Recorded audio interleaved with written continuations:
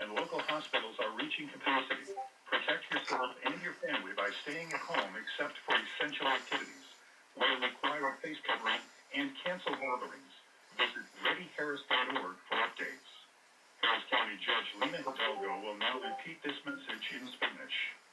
Quédese en casa. La amenaza del COVID-19 en el condado Harris está en el nivel 1, rojo, grave. El virus se está propagando rápidamente por todo el condado. Los hospitales locales se acercan a su capacidad. Protéjase usted y a su familia. Quédese en casa, salvo actividades esenciales. Use tapabocas y cancele reuniones. Visite readyharris.org. Visit readyharris.org for updates.